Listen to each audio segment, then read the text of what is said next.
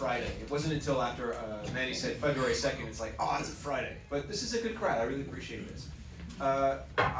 When Daniel Lurie was sitting in that seat, I mentioned the famous Yogi Berra quote of at his retirement party. He wanted to thank everybody who made this day necessary. And so, when if you are inaugurated as mayor, the question here is, why is an Asha Safaí mayoralty and mayoral run necessary? What does Asha Safaí bring to the table?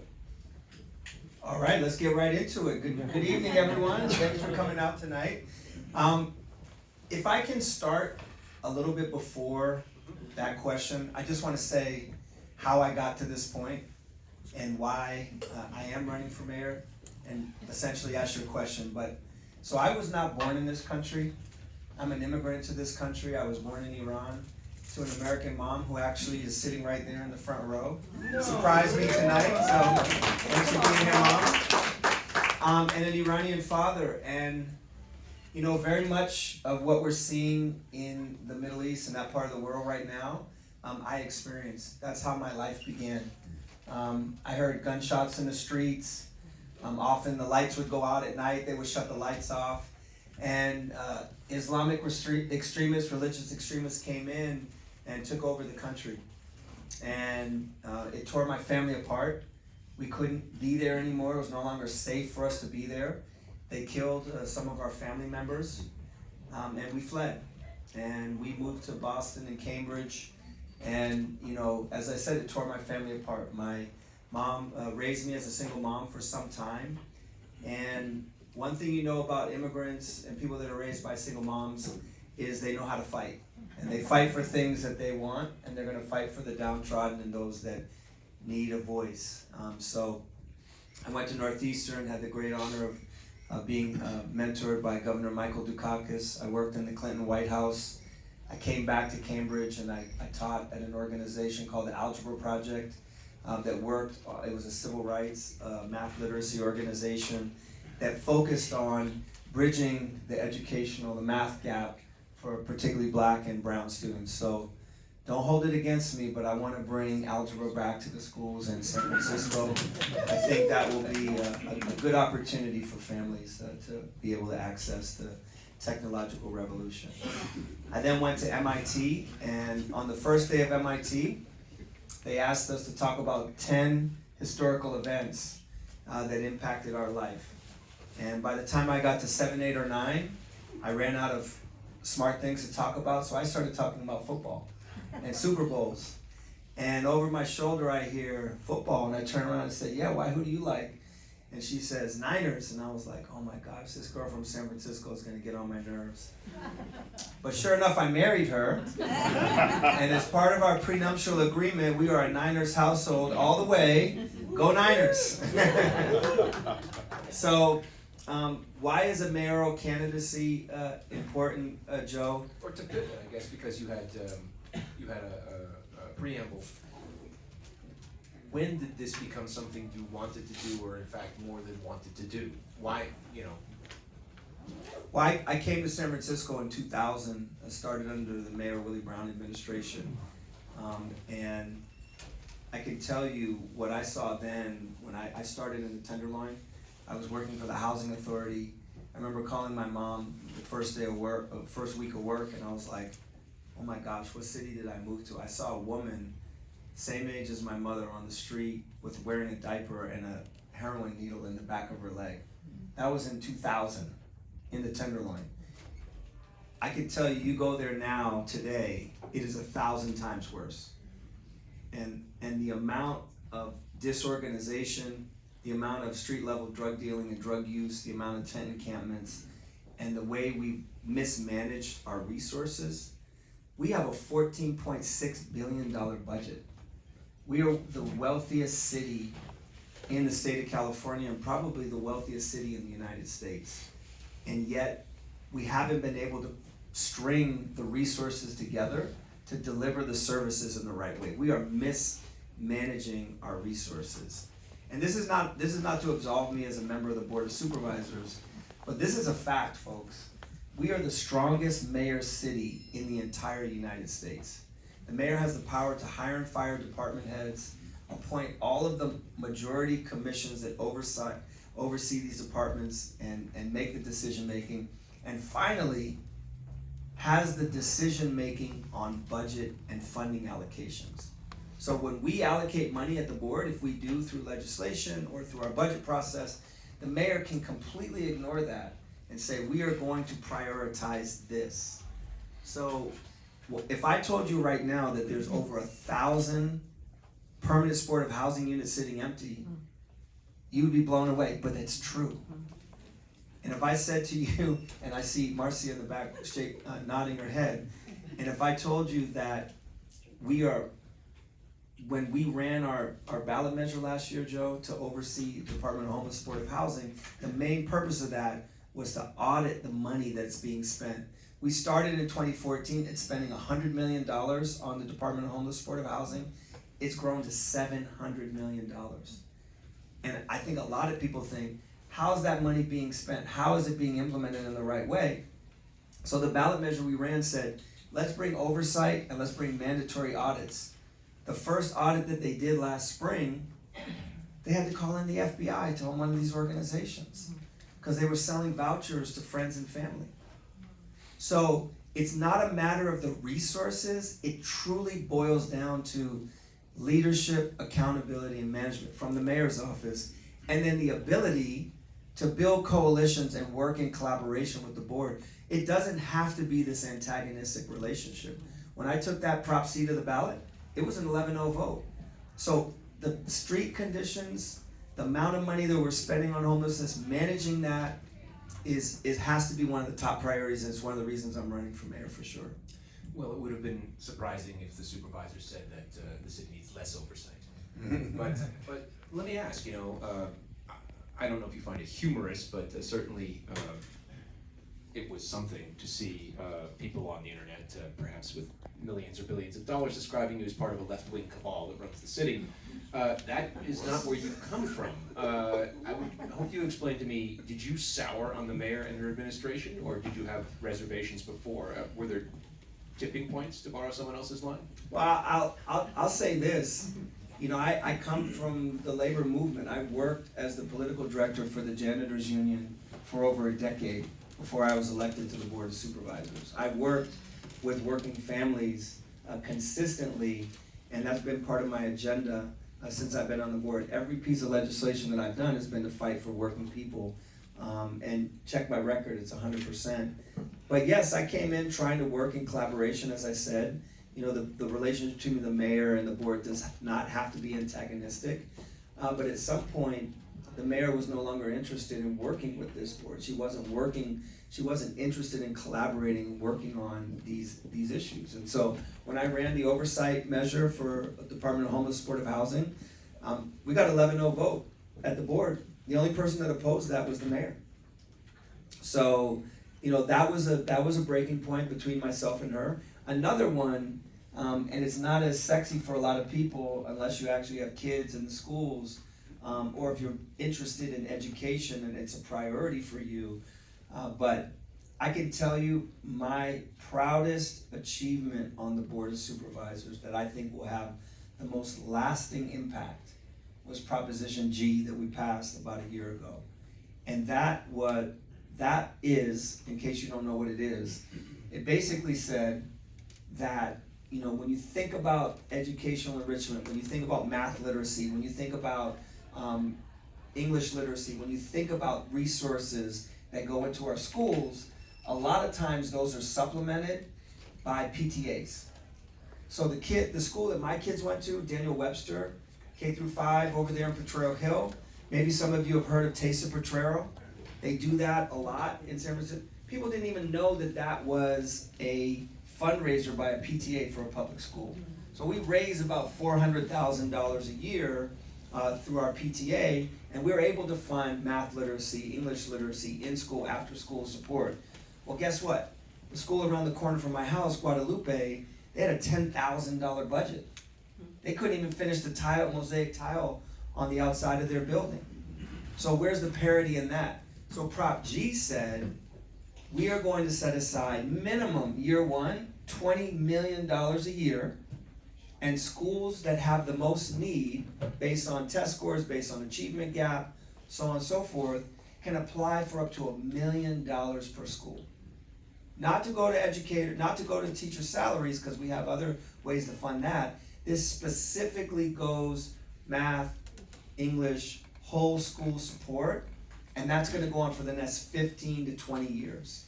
It is going to be transformative for a lot of those schools. Again, that was an 11-0 vote. The mayor opposed it. She was not for it. And I can tell you it was just about to die because some of the public employee unions and some of the members of the board were not seeing eye to eye. The whole thing was about to fall apart. I didn't create it. It was not my brainchild. It was not my idea. I was a co-sponsor, but I was able to get all the parties together in the end when it was going to fall apart, and we negotiated a final settlement. And that was from my work with labor. That was from my work with collaboration and bringing people together. And we got it on the ballot. 78% of the voters voted for it. And here we are. It's beginning to take place. As we speak, schools are applying and putting their applications in. So that's when I broke with the mayor and started to see that she wasn't interested in bringing people together. She wasn't interested in working in collaboration in a city that is in crisis right now. And there's so many different ways that the city is in crisis. Well, you're getting ready to break with her again. I think it's no secret that I think the day after tomorrow, you'll be at the rally opposing Proposition E, which is the mayor's own ballot measure, among other things, easing police chases, surveillance, etc. I'm hoping you can explain to me what went into this decision, and I assume it's more than it's hers, so I'm going to oppose it. Yeah, no, listen, I think it's one of those ballot measures that sounds good on the title, but at the end of the day, I'm really hoping that people are gonna take the time to look at it. Listen, you know, just a couple years ago, it was in vogue, it was chic. Okay, hey, let's be part of the Black Lives Matter movement. Let's be part of, you know, the national reckoning that took place with George Floyd. And then here we are, literally putting a ballot measure on that is going to decrease police oversight, that's going to allow for the Fast and Furious to happen in San Francisco, high-speed chases, that's going to literally be a massive step backward. And I'm not being hyperbolic. I truly believe this is one of the most anti-black, anti-brown, anti-communities of color, immigrant communities. This is a racist piece of legislation. And it is shocking that this mayor would absolutely put her name on it and believe that this is the right way San Francisco should be governed in police. It is shocking to me. And now you have Daniel Lurie tripping over himself, trying to outdo her. They're literally trying to outdo one another on a measure that in my opinion, as an immigrant, as a person of color, as someone that works closely and has dedicated my life to that community, to see this put forward in San Francisco today is just absolutely shocking. So what it does, it reduces the amount of reporting if there's a violent interaction with someone. And who are the most over-policed communities, not just in San Francisco, but in the United States? Right. Who have the most violent interactions with Black and brown communities in San Francisco? That is statistically a fact. So if there's a violent interaction or if a gun is pulled, those are the only times they have to have a written report. Otherwise, it could just be one officer's body camera. That to me is the wrong step for San Francisco. Second, right now, and the chief said this 2 weeks ago, we have one of the best pursuit policies in the United States. It meets national standards. Now listen, I was one of the people asking for it to be reviewed and looked at. But there was no review in this. There was no process. This was a Hail Mary by the mayor. Her team just cobbled some stuff together and put it on the ballot.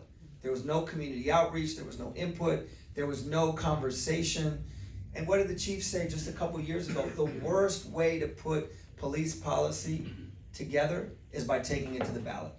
It should be done with oversight, it should be done with community outreach, it should be done with input from all different aspects of San Francisco. So the oversight is bad, the accountability is bad, it's removing some of the powers of the police commission to oversee the police department and interface with them. And the most ironic thing about it, Joe, is it requires more community outreach and process for policy changes. When there was no community outreach at all in the creation of this ballot measure. So I'm proudly against it. It might pass, but I guarantee you we are gonna be back at the table talking about what changes we need to make very quickly, because there will be innocent pedestrians that will die. We are the second most populated city in the United States. Statistically, it is a fact. The more you allow high-speed chases, the more innocent people die. And the less oversight you have, the more violent interactions that you're gonna have with communities that are over-policed. And so, I'm sorry, but this is the wrong direction for San Francisco. I believe 1/3 of San Francisco's current police chases end with an accident or an injury, but this is polling well. Clearly, it's polled well before it was put before the voters, and now there is an alarming amount of money coming at it from not one but two directions. Daniel Lurie, I can't recall anyone ever appropriating someone else's ballot measure and putting money behind it before, as he has. We're going to get a lot of measures about let the police police, and get them out from behind those desks and get them back on the street. And separate and apart from the facts, it's going to be very hard to explain this one to voters, and you will be on likely the wrong side of it. How does this work in terms of your race for the mayor? Well, listen, I think at the end of the day, this is one of those things, if it does pass, the more people learn about it, the more there's going to be some rider's remorse. I mean, just last week, you and I were talking about this earlier.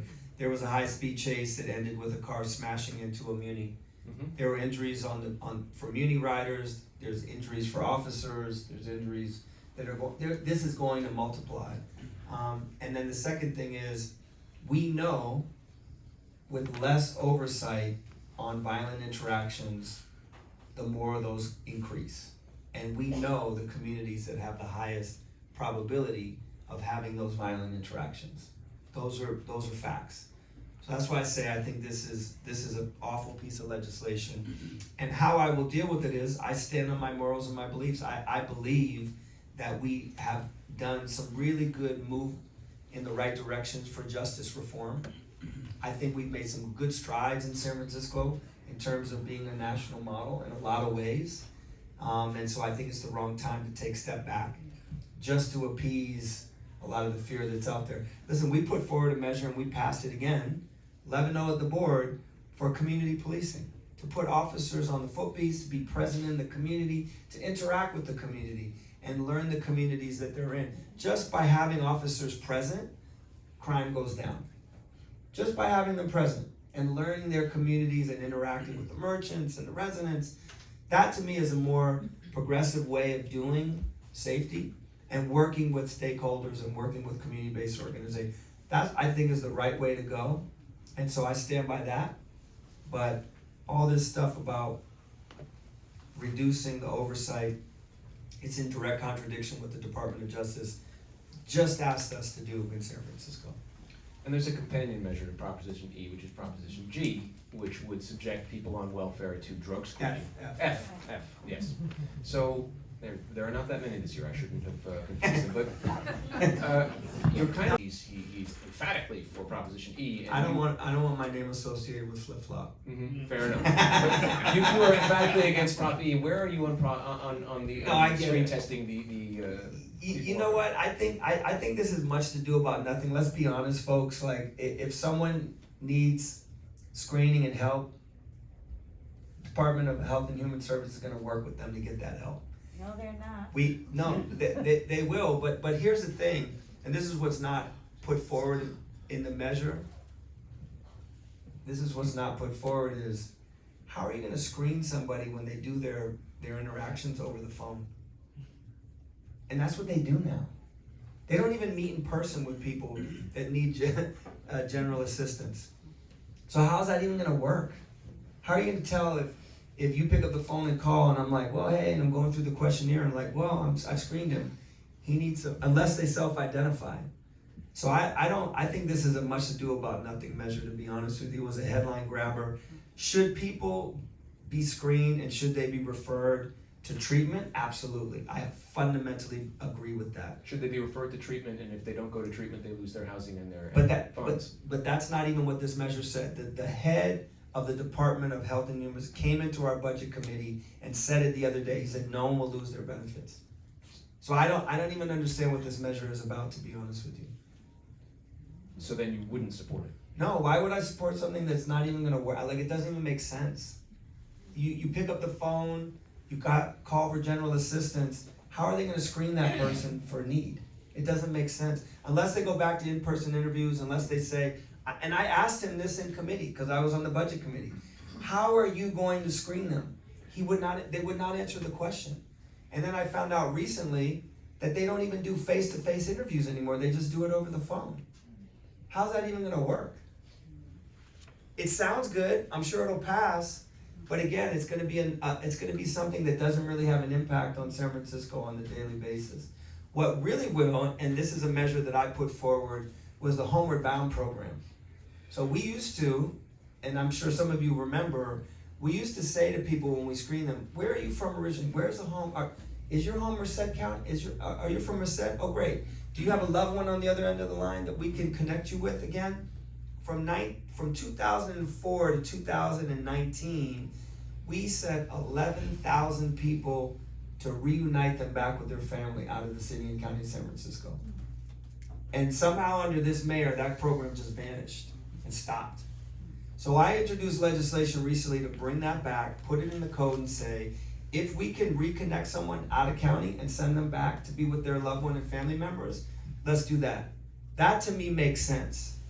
But this whole thing about I'm gonna screen you over the phone for drug test, like, I don't even know how that's gonna work. But if someone is not from here, we can connect them back to their family. That's something I think that's gonna have an impact on San Francisco.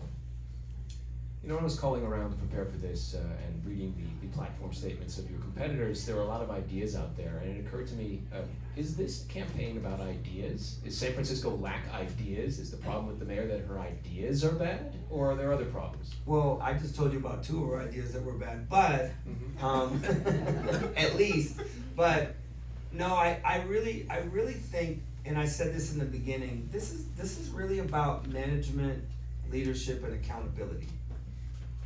When I started my career, I worked with Mayor Willie Brown. He used to open up City Hall once a month for the first 20 people that wanted to meet with him. They could meet with him for any issue for 10 minutes. And he would have his phone on the table, and every department head in the city knew, you better answer your phone that day if Willie Brown calls. Because if you don't, you better be ready to bring your resignation letter on Monday. We have $14.6 billion. We just don't have someone that's managing this city right now. We don't. We are wasting our resources. We're not coordinating. We need a leader that will lead. And the mayor's office is set up for that, and it's not happening right now. And I can tell you, because I've been on the board for 7 years, I've worked with her, and I've seen the inability to bring people together on these issues. And how were things different under prior mayors? Because I do remember San Francisco not running particularly well. Well, I can tell you, I mean, I work with Mayor Brown. One of the things that you can say about Mayor Brown is that he got things done. Mm-hmm. He built libraries, he built schools, he built housing, he built shelters. He was out there doing things for the community. And so in that regard, if you were gonna measure that against these last few mayors, then you'd say, and I can tell you one thing, when he wouldn't be sitting here with over 1,000 units of permanent supportive housing empty when people are dying on the streets. That just wouldn't be happening under Mayor Brown. And so that's one of my role models mayors that I work with. Gavin Newsom was about big ideas, right? He challenged the status quo like he did with gay marriage. And I think we're all better for that. I think you need someone that's gonna challenge, but also that's gonna implement. And I think that's what's missing right now. I'm going to ask you the same question that I asked Daniel Lurie when he was in that seat, which is, on day one, under Mayor Asha Safaí, who are you going to fire? Whoa. I don't want to hurt anyone's feelings. And I see the chronicles here, they're taking down all my notes. No, listen, I'll tell you one thing. One of the things I fundamentally believe in is that department heads in particular, if they've served over a certain number of years, maybe 5 years, they need to go. Because what happens is they start to get too comfortable in their position. Ben Rosenfeld need to go. Well, he is by contract, negotiated a 10-year contract. The controller is exempt from that. But when you think of some of the other departments that have had individuals that in those positions for too long, they're no longer willing to compromise. They're no longer willing to engage with the community. They're no longer willing to make the changes that are necessary. And by the way, some of them have been there from 3 mayors ago. And so I can tell you right now, those folks won't be in my administration. Department of Health, Yeah, that, Complex. for sure. So reading. But she asked me about the Department of Health, Department of Public Health, yeah. What about the police chief? Police chief got sworn in a week after I did.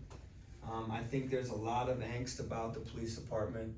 That definitely would be one that would be under review. So I definitely would have a top 3, and I think he would probably say he's ready to move on too. I think he's riding out this year and ready to move on. So yeah, those would be at the top. You know, police department would be one, public health would be on, SFMTA absolutely would be one. Yeah, there's a lot of frustration and angst. I actually sent a letter to the head of the SFMTA today about this center bike lane on Valencia to say, I don't think anybody likes that. I don't think the cyclists like it. I don't think the pedestrians like it. I don't think the businesses like it. We need to go to a protected bike lane on Valencia. I think everyone agrees that there needs to be some changes. And I don't feel like that department does a tremendous job on community outreach. Even when they have wins, somehow they end up coming up short. This is getting to be like an auction. Now, how will the dynamics of this race change? And we can shift to a politics thing. How will this dynamics of this race change when Mark Farrell declares? Which you know, I mean, it's not big news that he was going to do this. I can tell you one thing, and I said this earlier. I put this in my quotes. I tweeted this out. Money is not going to decide this race. Listen. One of the candidates, Daniel Lurie's mom, gave him $1 million the other day for the race. My mother gave me $150. Okay? That's real. We are not going to lose because of money. We are going to win because of people, because of all the work that I've done, from the housing authority to public housing, to the work with small businesses, to labor. Like, this is going to be a people-decided election. You know, it's not going to be all about money. And the truth is, his mother probably could give him $1 million a month for the entire campaign, and it wouldn't make a dent in their savings. You know, my mom's on fixed income. She's going to do everything she can to get to $500. I'm sure she'll get there. But listen, because of public financing, that $150 is a $1,050 donation, 6-to-1 from San Francisco residents. So if you like what you hear, please donate to me today. Apart from money, what is the path to being mayor for Asha Safaí? It is very difficult. Even though the mayor is not popular, you would have to win people over that are to the right of her and to the left of her, and that is a feat. How do you do that? Well, I wasn't joking. I'm being serious about the people thing. I mean, listen, I've worked in, you know, half my life has been spent dedicated to San Francisco. I love this city. I love every corner of this city, from the Bayview to the Richmond to the west of Twin Peaks to the Excelsior. I mean, I represent working families, and I think that there are people in all corners of this city. And if you look at my donor list, Joe, it is literally like a little model United Nations. I have Italian Americans, Irish American, Chinese American, Indian American, Palestinian, Iranian, every Latino, like every Filipino. We just had a big event with Filipino leaders, Black, like, and then you add on the labor, janitors, nurses, teachers, firefighters, like everyday small business owners. That's who's gonna help me get elected to this office.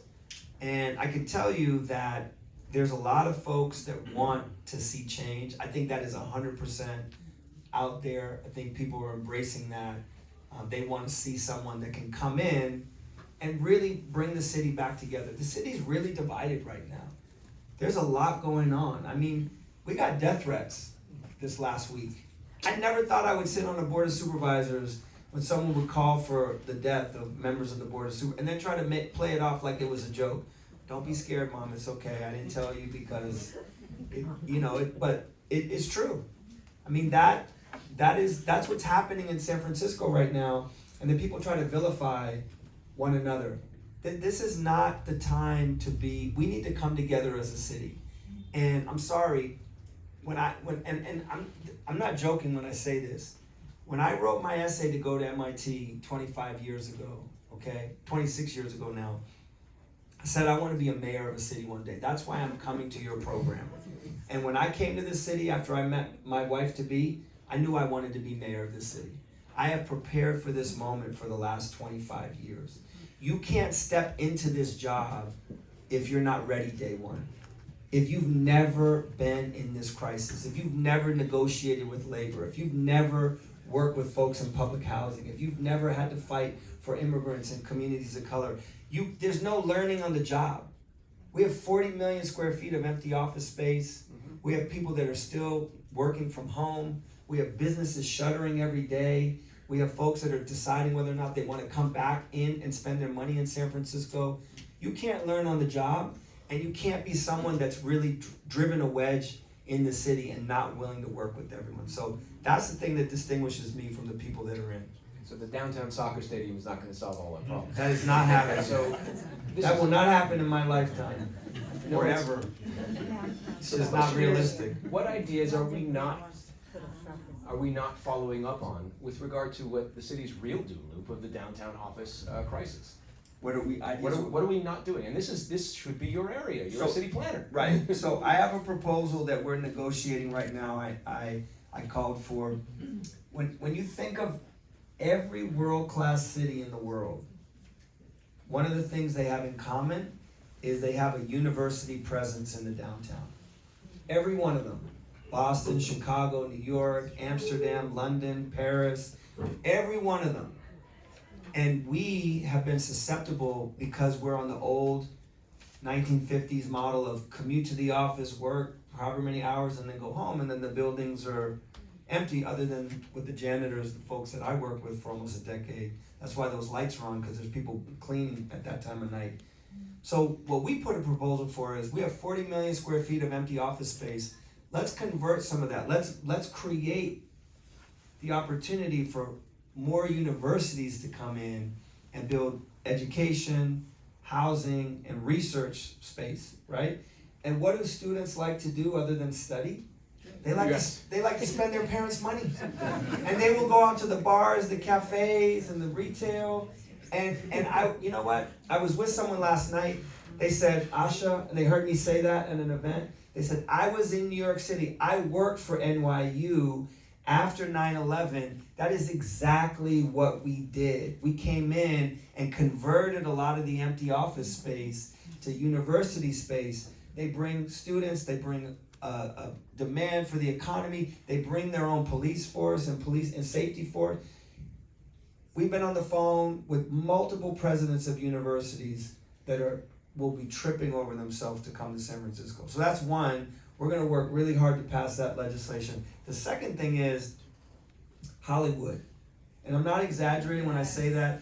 We used to film commercials, programs, and movies, and the sets were, and the place was San Francisco, downtown, and all the different neighborhoods. We've gotten away from that because we created barriers. And what better way to reimagine or repose our image across the world than through Hollywood? You can't buy that kind of advertisement. I seem to recall San Francisco being destroyed in every movie. Yeah.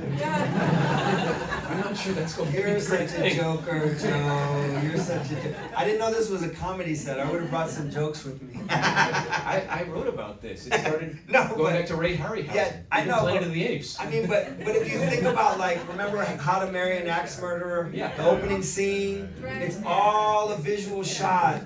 They start off in North Beach. They show the city in a beautiful light, and that's one of the reasons why so many people wanted to come to San Francisco. We have to recapture that because our image has been tarnished around the world. So universities, Hollywood, and just pure, clean and safe in the downtown. Let me ask about this. What do we do about, where do we draw the line between safety and the perception of safety? The mayor and many people who were very recalcitrant to look at crime charts when Chesa Boudin was district attorney, are now showing us crime charts showing that things are going well. Are people done with charts? Have we become inured to actual statistics? No, you know what, and I say this, and it's not anecdotal, because I've heard this over the last 3 years. You talk to the average person, I say, who's been in a Safeway or Walgreens and see people walk out without paying? Raise your hand. That's the thing. So when you show statistics and say, no, this is not happening anymore, it's getting better, and they're like, well, I was down there Friday at the Castro and Walgreens, and 8 people ran out with bags full of stuff. So I think that's the personal interaction, or the mom that came up to me, just a month ago, we were at baseball, and said, I was sitting in my car waiting to go to the post office, and someone literally just punched the glass while I was sitting in my car and stole my purse with my laptop. So people have their own personal stories.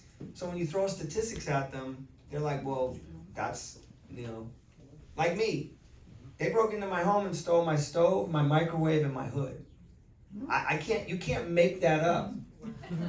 I mean, it's like, that really happened in San Francisco. So I think what people are done with is the personal interactions, and so if they see that start to change a bit, then they're gonna feel better about it. And then the people outside the city, there's a lot of hyperbole. I would never go to San Francisco again. This is awful. And then some people come and they're like, I had the best experience. It was amazing. So it's kind of it depends on what neighborhood you're in, or what interaction you have, and if you have that personal experience, to be honest with you. But we need to continue to address it in a thoughtful way. And that's why I said, let's put officers and let's have them do community policing. Let's have organizations out there working with young people to get them into the employment opportunities, to divert them away from that. That's what I think has been missing. And that's where a good leader comes in and asserts himself in the conversation. They don't try to talk at people. Don't try to throw numbers at people. That just makes people angry. Have we reaped a bit of what we sowed, though? I mean, a lot of people in San Francisco portrayed us as an out-of-control, wild place, and now they're saying, well, no, actually, things are different. I mean, has the genie gotten out of the bottle for us here? Well, I will say, because it's an issue that I worked on for a number of years, I did work really intensely on the retail theft issue, because I think that it impacts people in so many different ways. And it impacts, first it impacts the frontline workers, makes them scared to be in their place of employment. It scares a lot of the everyday shoppers that are there. They don't know what's happening, why people are running out the store, and sometimes there can be violent interactions, pushing people down. And it just gives a sense of lawlessness to the city. And, I went to the mayor 3 years ago. I went to her in August, actually it's over 3 years ago. I went to her in August of 2020, and I said to her, listen, let me tell you what happened. Because I had started to see the trend on social media, Joe, and I wasn't sure if it was real. And I was like, is this people just reposting the same image, right? And when I went down to the Walgreens, I was with the staffer, actually she's here with me, and as I was there, 10 young men were walking down the street with empty bags, and I was like, this isn't gonna happen while we're standing here. And sure enough, one stood outside like it was a bank robbery, and within 2 minutes they went out with bags full, kind of high-fiving. They didn't even run. They weren't even worried. And then they're like, there's the bus, come on, let's go get on the bus, and then they were gone. And I went into the mayor and I said, London, Mayor Breed, we gotta get out in front of this. This is gonna tear our city apart. Like, you can't have people walking in and out of, and she said similar to what you said right now, Joe. I mean, she was like, you know what, I'm sorry, but it can't just be on us. These businesses need to do more. And you know what, I said, don't say that out loud. And sure enough, she did. And they were in denial for a long time until about 9 months later, a year later, when they had the flash mob in Union Square, and all those stores got overrun, and that became the image that was reverberated around the world. That's what people saw in San Francisco, in the Bay Area, all over. And how do you put that genie back in the bottle?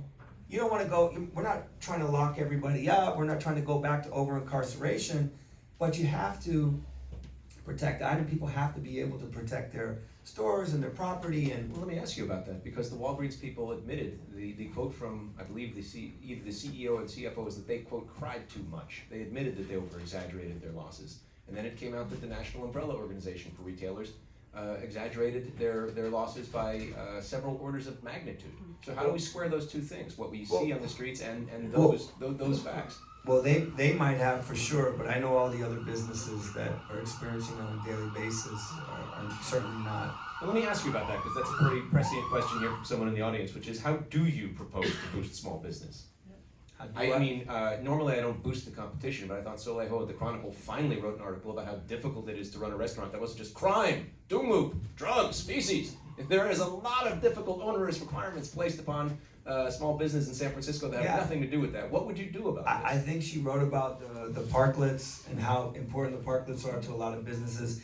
I actually led on that legislation to make sure it was more accessible. And then what I did was, anyone that has a parklet in front of their business up until July of this year, it's free.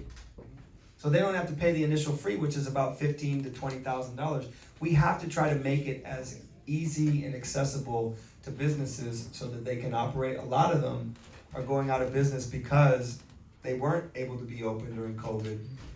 They had to continue to pay rent. They owe back rent, and they haven't been able to catch up, and they're going out of business. So that was one of the ways we tried to do that. We gave them a waiver on the business license fees for 2 years during COVID. I passed legislation to give them rent relief so that some could come back and apply for, it was almost $3 million, so they could apply for paying some of their back rent so they could catch up.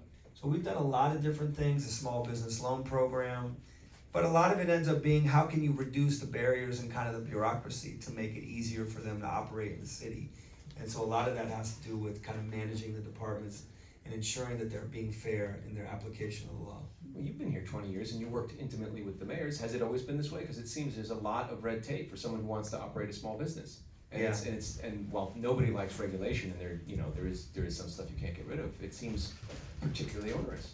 Yeah, so I mean, one of the biggest things that people complain about is when they want to do something in a space, is that space zoned for the use that they're doing? And so we have a lot of notification requirements, we have change of use requirements, we have zoning requirements. So what I did in my first 2 years, at least in my district and Katie Tang's district in the Sunset, is we passed a law to allow, if this is zoned for a cafe and you want to open up a clothing store, and we know the planning department is going to approve that, you shouldn't have to go through this onerous process of almost a 9 month to a year notification when you know it's going to be approved. So we passed that legislation, and I think the more you can streamline the process for opening up the businesses, but ensuring that they're doing the right work in terms of what they're zoned for, that's what the departments are for, and we should lean more on that, more heavily on that. Slight pivot here is when we spoke over this summer. Yes. We talked about the mayor's then relatively new proposal to arrest drug users, and you had said you didn't see the good of doing it the way we were doing it. Has your opinion changed, and based upon the fact that we've been doing this now for 6 months, and what would be a better way of dealing with people who are overtly using drugs in public spaces? So, there's a lot of times San Francisco thinks we always have the best ideas, but unfortunately we don't all the time. And so some of the models that we've looked at, one of the I think an effective program that's been utilized that could be modified better for San Francisco, you look to a place like Hawaii. So a lot of the people that are recommitting crimes have an underlying drug addiction issue. We did the research on that, and we looked at the data. About 70% of recidivists, those that are recommitting crimes, have a drug addiction issue. So I think you have to talk about treatment and engaging in treatment. So one of the things we did is we work with adult probation, we work with the public defender in the DA's office to say, how can we divert someone into treatment as a way to help them recover so that they're no longer out there? we worked with a program on the Union Square, Nob Hill area. It was a black-led nonprofit, people that had been formerly addicts or they're addicts in recovery, helping the recovery of current addicts so they could stay clean and sober. It was a clean and sober environment. That hadn't been done. People hadn't been talking about that. Actually, the staffer I work with is in the audience, and she had been with the adult probation department. So there are some good models out there that haven't been utilized. So we were able to implement that. Now that is expanding. You have the Salvation Army that wants to engage with San Francisco, has a lot of good opportunities to have beds, treatment, true recovery. We have to engage on that. So that's one. The second one is the HOPE program that I was telling you about, where if you have a drug addiction, you go in front of a judge, you work with adult probation, you work with the diversion, public defender, and then they can mandate you or encourage you to go into the treatment that you need. And that's another thing that's not happening. They're doing it in Hawaii, actually in Santa Clara County. They have a really, really good model where they're getting people into the treatment they need through the courts, working with the public defenders, adult probation. I think adult probation is an area that we need to beef up and work more aggressively with. That's one of the ways that we can compel people and get them into the right treatment that they need. You said compel. In what way do we compel people into treatment? Well, if you're on probation and you're constantly being rearrested for either a crime or drug use, you have a lot more ability when you're working out their recovery or their however the justice system is requiring. Either you're going to do jail time or you're going to go into treatment. And that's one of the things that Santa Clara County does really, really well that we're not doing here in San Francisco as effectively. Were you surprised that the district attorney herself said that the mayor's plan, which they are carrying out, is not working well? No, actually not, because I don't know what it feels like. You're sitting on the corner, you're addicted to fentanyl, and you're arrested, and you're back out on the street again. I mean, unless you're working with the right departments, adult probation, district attorney, the court, and you're working in a collaborative way, you're not going to have the result that you're looking for. Well, separate and apart from that, can you read the tea leaves for us and say what it might mean for the district attorney to say something like that in front of a reporter that's taking down notes? I think at the end of the day, she's showing her separation from the mayor and saying the mayor's plan's not working, and that she needs somebody that can actually work with her and the right departments that can work with her to get the job done. That's how I read that. And I know you had very strong feelings about being called in on the eve of Christmas a couple years back for a Tenderloin emergency, because apparently there's bad things going on in the Tenderloin and we have an emergency. Yeah. And that didn't go well in your estimation. Well, the reason I was mad, first of all, was because we had to sit through, I think it was like 15 hours or more of public comment for her idea, once again, that had not been vetted. There was no plan. We kept on saying, this is a Tenderloin linkage center to fill in the blank. To what? What are you offering? We don't even know.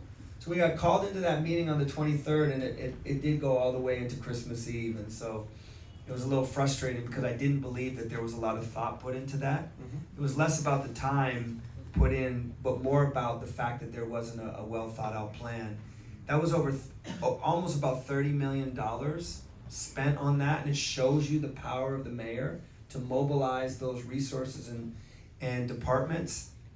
And then she pulled the plug 6 months later because they stopped the Tenderloin Linkage Center, and it became just a Tenderloin Center because they weren't linking anyone to anything. It did transform into an overdose prevention site.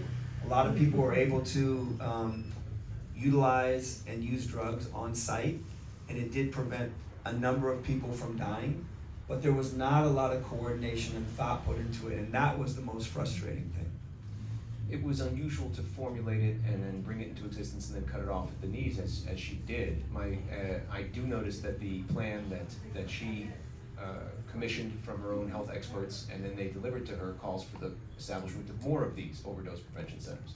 Would you, as mayor, listen to your health experts and do something like that? Well, I can tell you right now, folks, 806 people died from overdose last year.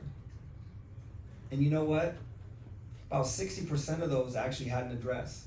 So it wasn't like they did not have a roof over their head, okay? 60%. And if you want to stop that crisis, we have to have dramatic intervention.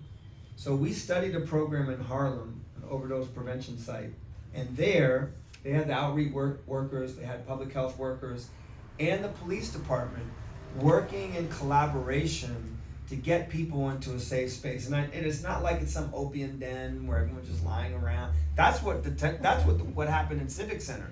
That's what was so shocking to me when I walked in. I was like, oh my gosh, what if I wanted to come here and get treatment and everyone's there using drugs in front of me? It's just going to trigger me to want to use drugs again.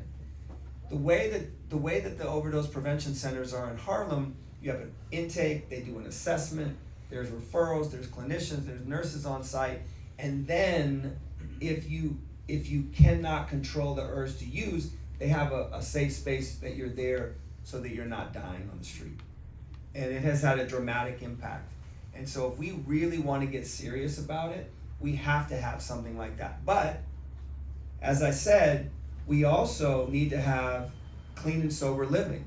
We have to have places, if someone wants to go and say, I want to be clean and sober, we have to do that. And I did that. We did that with the nonprofit and the group that and it's had a dramatic impact, and now it's being expanded for more opportunities. So you have to have a continuum.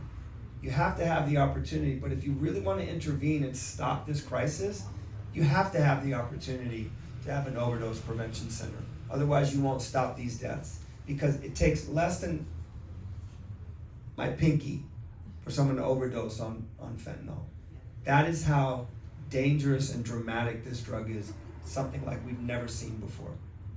By the way, we have just enough time. If you write fast, we can get more questions. Please write down the questions with some brevity. A lot of these are very long, you know. So. Oh, I like this one. It says, so what about DBI? Why did everyone boo on that? What the heck? I mean, I don't know what that means. Like, what do you do? How do you do it? What about DBI? I mean, it needs a lot of reform. I mean, we had to put a piece of legislation forward because there was so much redundancy in what they were asking for. It just added time and time and time to the process to actually build something in the city. But, you know, at the end of the day, you have to have someone that runs that department, that's a structural engineer, that actually understands the building process. And that's not to say that the people that are there don't, but that should be a requirement to be the head of that department. It almost is, but it's not. How about just being able to read plans? Oh. That's a good start. I didn't know how in-depth you wanted to go. Yeah, of course, you have to have people that know how to do the job and read the plans and meet with you and not send you back 37 different comments, one by one by one. And they can't be done concurrently. Let me ask you a difficult question. Yes, so I definitely think we need to simplify, we need to have the right qualified people in there, and it's an extremely important department. So let me ask you a difficult question. When we met in June, I asked you about Sia Tabazov, and you said, you know, as somebody who's been in the city a long time, you know a lot of people, but you've been in business with him and his associates. Some of your properties, Bernie Curran came and did inspections. What happened there? Was there something you should have done differently? No, you know what? Listen, as I said, I've been in the city for 25 years. I've known a lot of different people, and I can tell you I've always conducted myself with the highest level of integrity and honesty. And when I saw what came out, the people that I knew were philanthropists, builders, engineers. It was shocking to me, and I was really taken aback, because that's not who I am. And when you say business with, the majority of the time it was someone that was the engineer on my job that was reviewing, and that's it. So it was shocking, and I can tell you right now, at the end of the day, if there's anything that they were involved in, that they broke the law, then they should be held accountable, 100%. When you look back to your relationship with these people who I think, you know, were generous to you and you consider friends, do you think back like, I should have seen it, or is it not like that at all? No, not at all. I mean, again, you can't, it's always easy, hindsight's always 20/20, but if you don't know something's happening, you just don't know. And to me, as I said, it was shocking. I had absolutely no idea what was going on. And the more you're in the city, and I think you were talking about the corruption. There's a lot of corruption that's played out under this mayor and this administration. I think 15 department heads have had to resign. There's been a lot of people that have gone away to jail for bribery. Even the mayor admitted to, had to make that settlement with the ethics department about taking bribe from a department head to fix her car. That is proven and on the record. So, but for me, what you're asking me about, no, it's absolutely shocking, and I had absolutely no idea. So I don't know how I could do anything differently other than to say, if I know what I know now, then I might make different decisions for sure. I think we can round this one out with a very good question here from someone in the audience that I think is deeper than one would think at first, which is, how would you describe San Francisco to someone who has never been here before? I would describe San Francisco as a place that is embracing and welcoming. I mean, as someone that moved here, from another part of the country, I have to say the relationships that I made and the people that I met have been extremely, extremely welcoming and friendly. We are one of the most diverse cities on the face of the earth. So I would talk about the diversity. I would also talk about it being a tale of two cities. I mean, it's no coincidence we have 23 or more billionaires, and we have some people living in some of the most extreme poverty in the world. And how do you justify that? How do you balance that out? I think we have a lot of ambitions, but we haven't achieved those ambitions. And so if you're on the corner of Turk and Hyde, or if you're over there on Harbor Row, you have a very different experience if you're over on, Greenwich, over in Pacific Heights. And it's such a small city, but it really has the influence of one of the most, of a big city. It punches far above its weight. And a lot of that has to do with the finance and the amount of money that's here. So that's how I would describe it. I would say the politics are pretty cutthroat. And I mean, it's tough. It's a tough city, but it's certainly not for the weak. Let's put that on the poster. Along with the California Street cable car, not for the weak. Which, by the way, the cable cars are mile by mile the most dangerous public transit in the entire country. Right? So Asha, that was my first experience. I used to ride the cable car back and forth to work. That was how I started. Asha asked for money, and I can't weigh in on that, but I can ask if you do like Mission Local. We all like going to work and bringing you guys the news and putting on events like this. These are around if you're the kind of person who likes these Q codes, but otherwise you can go to the website and click on the donate button. I appreciate it, we just want to go to work and do work every day. Asha, thank you for coming. Thank you.